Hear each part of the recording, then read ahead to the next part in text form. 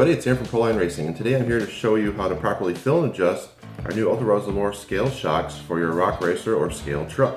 So first you want to gather up your tools. You're going to need a 1.5 and a 2 millimeter hex driver.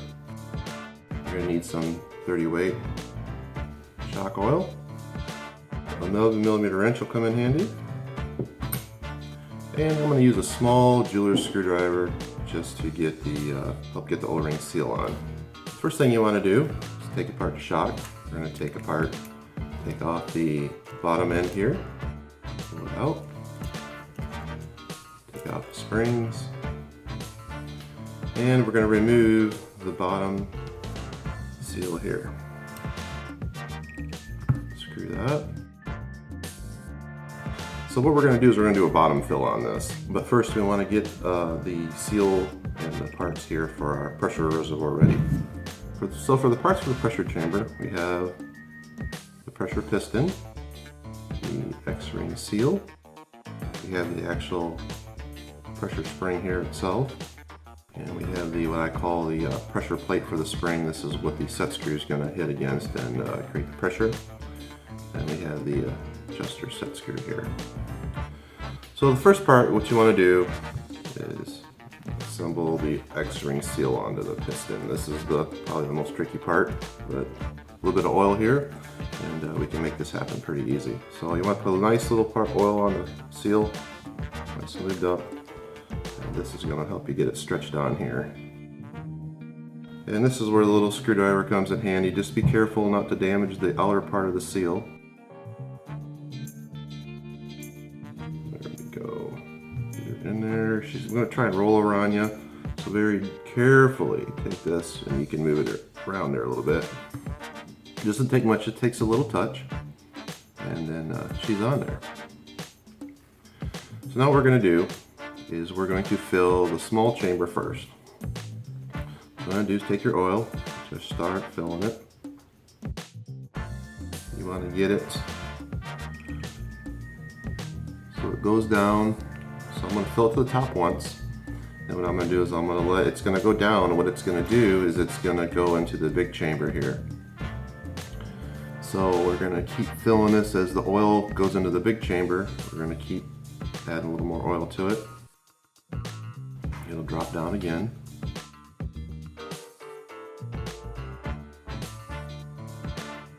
Now once it's going to slow down, you're going to get some fluid level down in here.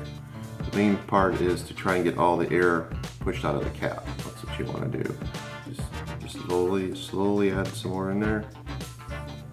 Now you can look down, you'll be able to look down in there and you'll see that the oil is going to start coming up. So what you can do now is start adding oil to the big chamber once you get all the airs out of the cap. So not too far. You probably want to get it up just above the threads here on the inside.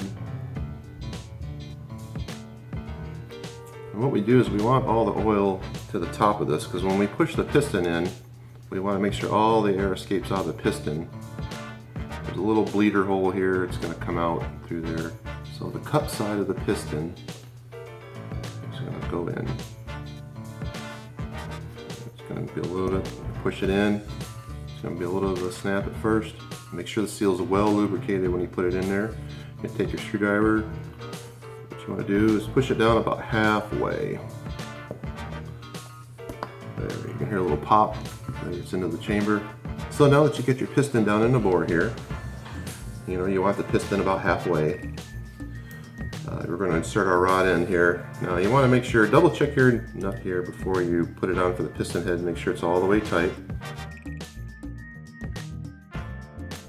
So now what we're going to do here is we're going to push that so that the piston is going to be about halfway in the bore. So we're going to work this in here. It's okay, it's going to get a little messy. Tighten her down nice. So our 11 millimeter wrench comes in. It's not a tight fit, but it's a snug enough fit to get the seal tight, and it's not going to damage the finish. Now work it a couple times.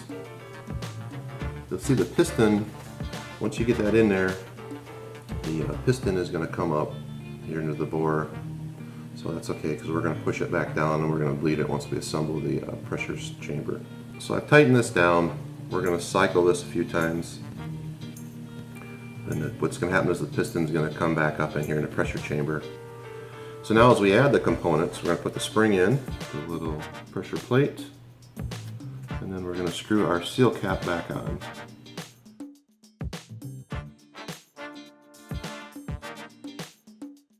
So there, now we've got our pressure spring here. It's in. We're not going to put our set screw in yet, but we're going to bleed off some of this with our 1.5 millimeter driver here. So what you want to do, we've got a little bit of lock here. So we're going to crack the bleeder screw with our 1.5 and then push down on the shock.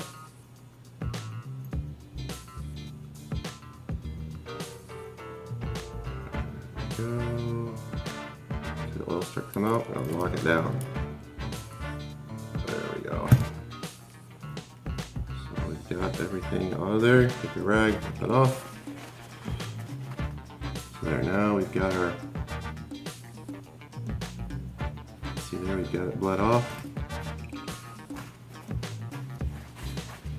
And put your screw in the bottom of here.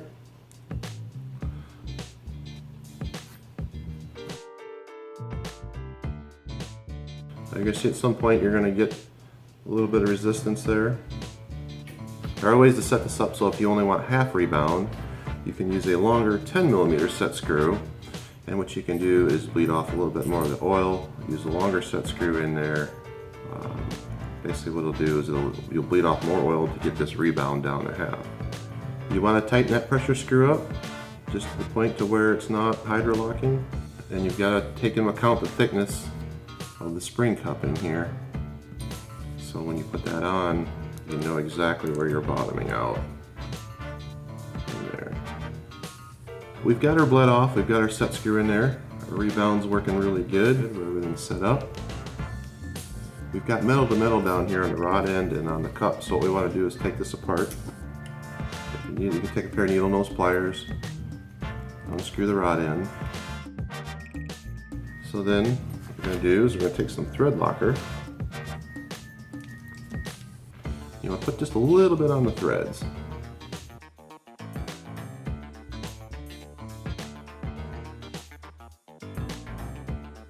Just snug it up a little bit. There, that's going to keep that, it's going to keep you from losing that shock eye on there. And the shaft rotates. And there you have it. Put your primary spring back on. You can. This is a good time too to set your primary stop nut here. Adjust your compression rate of your primary stage. Yeah, try about halfway, and then if you want to take a little more out of it, that's fine too. Put your secondary spring on.